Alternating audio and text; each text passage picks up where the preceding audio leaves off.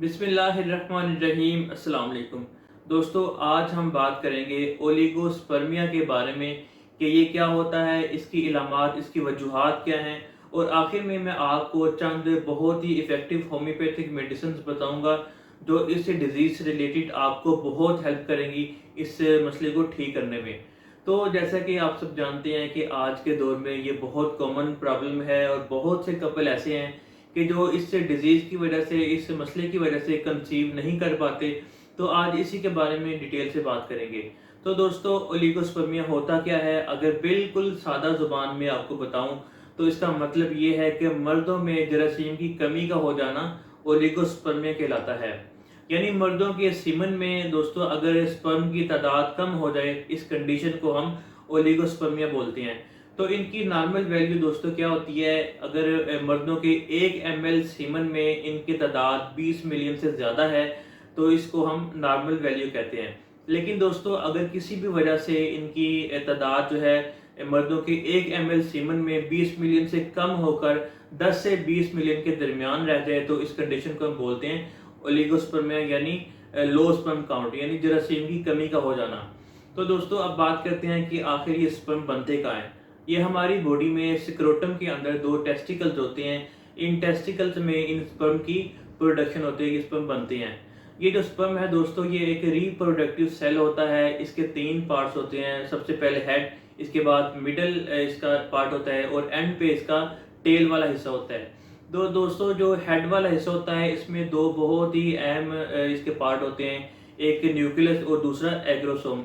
एग्रोसोम दोस्तों बहुत important role play करता है फर्टिलिटी के लिए। इसके बाद जो मिडिल पार्ट होता है दोस्तों, इसमें माइटोकॉन्ड्रिया पाया जाता है जो कि एक स्पाइरल शेप का होता है। और इसके बाद आखिर में टेल वाला हिस्सा होता है दोस्तों। टेल बहुत इंपॉर्टेंट इसका पार्ट है। ये स्पर्म को आगे की तरफ मूव करने में बहुत हेल्प करता है। तो दोस्तों, अगर मेल्स में यानी मर्दों में उनके 1 ml सीमन में इनकी तादाद जो है यानी स्पर्म काउंट ये 20 मिलियन से ज़्यादा है तो ये नॉर्मल है। लेकिन अगर ये 10 से 20 मिलियन के दरमियान में है तो इसको हम बोलेंगे माइल्ड ओलिगोस्पर्मिया।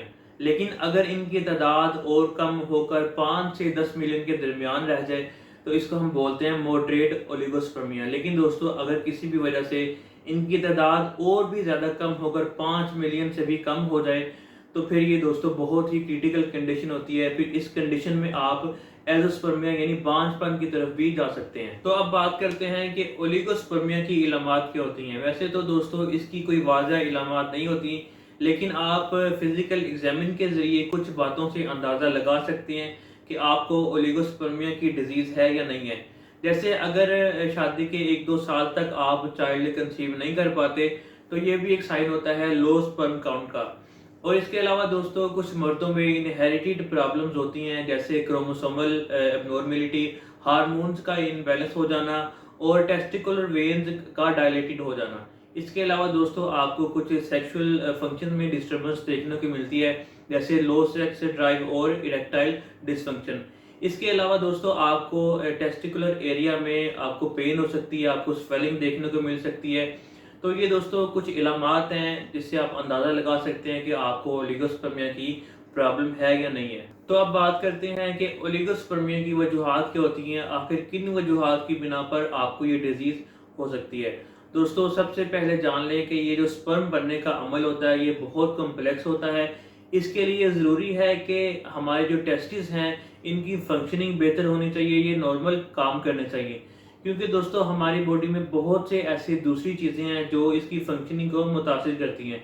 जैसे मिसाल के तौर पर हमारे दिमाग में हाइपोथैलेमस और पिट्यूटरी ग्लैंड्स होते हैं जो हार्मोन्स पैदा करते हैं।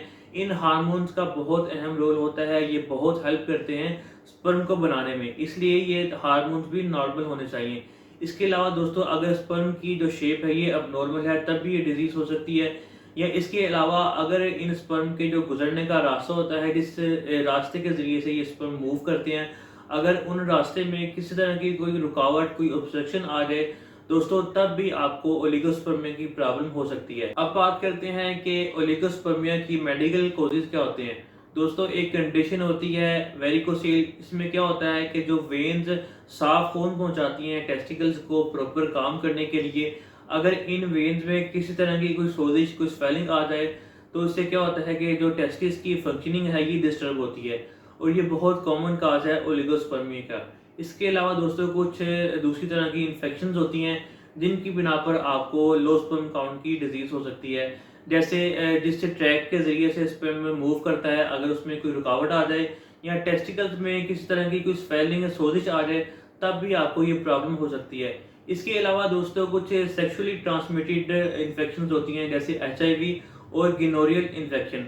इसके अलावा और दूसरी तरह की इन्फेक्शंस होती हैं दोस्तों, जो अंदर ही अंदर आपके टेस्टिकल्स को मुस्तकिल तौर पे डैमेज करती रहती है। इसके अलावा एजैकुलेशन प्रॉब्लम्स की वजह से भी ऐसा होता है, जैसे रेट्रोग्रेड एजैकुलेशन। इसमें क्या होता है कि जो सीमन है ये बजाय पेनिस के ज़रिए से बाहर निकलने के, ये आपके ब्लैडर में शामिल होना शुरू हो जाता है, और पेनिस के ज़रिए से बहुत ही कम मिकदार में या बिल्कुल ही जो सीमन है ये डिस्चार्ज नहीं होता। तो ये किन वजूहात की बिना पर होता है? अगर आपको डायबिटीज़ है, या आपको किसी तरह की कोई स्पाइनल इंजरीज का सामना करना पड़ा है, या आपको अगर आपकी जो ब्लैडर है, प्रोस्टेट है या यूरेथ्रा है, इसकी किस तरह की कोई आपने सर्जरी करवाई है, तब भी आपको ये डिजीज़ हो सकती है। इसके अलावा दोस्तों इम्यून सिस्टम में खराबी की वजह से भी आपको ये जो स्पर्म है ये डैमेज होते हैं, या अगर आपको ट्यूमर्स की प्रॉब्लम है, और ये जो ट्यूमर होता है ये भी मेल रिप्रोडक्टिव सिस्टम को बहुत बुरी तरह मुतासिर करता है, या इन ट्यूमर्स के लिए जो प्रोसेस करवाए जाते हैं जैसे रेडिएशन, कीमोथेरापी, तो ये जो प्रोसेस हैं ये भी बहुत बुरी तरह मुतासिर करते हैं मेल फर्टिलिटी को। इसके अलावा दोस्तों एक अच्छे इन्वायरमेंट का होना भी इसके लिए बहुत ज़्यादा ज़रूरी है। यानी जो लोग केमिकल इंडस्ट्रीज़ में काम करते हैं, ये जो लोग ज़्यादा हीट में काम करते हैं, तो टेस्टिकल्स की ओवर हीटिंग की वजह से भी आपको ये डिजीज़ हो सकती है। इसके अलावा जो लोग अल्कोहल का ज़्यादा इस्तेमाल करते हैं, स्मोकिंग करते हैं, या जो लोग डिप्रेशन में रहते हैं, स्ट्रेस में रहते हैं, या जिन लोगों का वेट ज़्यादा है, तो दोस्तों इन लोगों में भी ओलिगोस्पर्मिया की प्रॉब्लम देखने को मिलती है। तो अब बात करते हैं इसके इलाज की। अब मैं आपको बताता हूँ कि कौन सी होम्योपैथिक मेडिसिन आपको इसमें बहुत ज़्यादा फ़ायदा दे सकती हैं।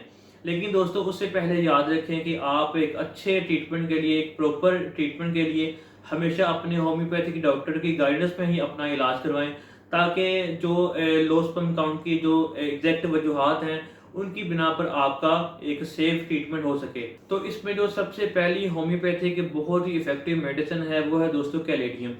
तो अगर आपको तंबाकू के ज़्यादा इस्तेमाल की वजह से ये डिजीज़ हुई है, तो इस कंडीशन में कैलेडियम आपको बहुत ज़्यादा फ़ायदा देती है। इसके बाद दोस्तों होम्योपैथिक मेडिसिन है कोनियम।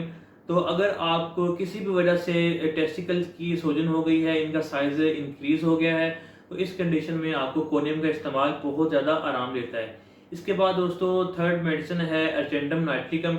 ये आपने किन इलामात में यूज़ करनी है? अगर आप इंटेलेक्चुअली स्ट्रॉन्ग हैं, फिर भी आपको मेमोरी लॉस होने की कंप्लेन है, आपको मेंटली तौर पे आप कंफ्यूज रहते हैं, लेकिन आपको चक्कर आते हैं और अजीबोगरीब ख्यालात आते हैं, ख़ास तौर पे रात को, तो जिसकी वजह से आपको बहुत परेशानी का सामना करना पड़ता है दोस्तों। अगर इन वजूहात की बिना पर इस कंडीशन में आपका लो स्पर्म काउंट आ रहा है, तो दोस्तों इस मेडिसिन का इस्तेमाल आपको बहुत ज़्यादा फ़ायदा देता है। इसके बाद दोस्तों लास्ट में बहुत ही इफेक्टिव होम्योपैथिक मेडिसिन है डमियाना। इसको बहुत ज़्यादा यूज़ किया जाता है ओलिगोस्पर्मिया के लिए, क्योंकि ये आपके जिस्म में मौजूद टेस्टोस्टेरोन हार्मोन्स की तादाद को बढ़ाती है, जो बहुत ज़्यादा ज़रूरी होती हैं स्पर्म की प्रोडक्शन के लिए। इसके अलावा दोस्तों ये जो मेडिसिन है ये जेनिटल ऑर्गन्स में ऑक्सीजन की सप्लाई को बेहतर करती है, और जो दूसरे फ्लूइड्स होते हैं जो रिप्रोडक्टिव सिस्टम के लिए बहुत ज़्यादा ज़रूरी होती हैं, ये उनकी सर्कुलेशन को बेहतर करती है। तो दोस्तों ये कुछ मेडिसिन थी जो बहुत ज़्यादा यूज़ की जाती हैं और बहुत अच्छे काम करती हैं इन सिम्टम के हिसाब से ओलिगोस्पर्मिया की डिजीज़ में। तो उम्मीद है अब आपको समझ आ गया होगा कि ओलिगोस्पर्मिया क्या होता है, इसकी वजूहात, इसकी इलामात क्या हैं, और हम कैसे होम्योपैथिक मेडिसिन का इस्तेमाल करके इसको मुस्तकिल तौर पे ठीक कर सकते हैं। तो दोस्तों इस वीडियो को लाजमी लाइक और शेयर कीजिएगा। मिलते हैं अगली वीडियो में, तब तक के लिए अल्लाह हाफ़िज़।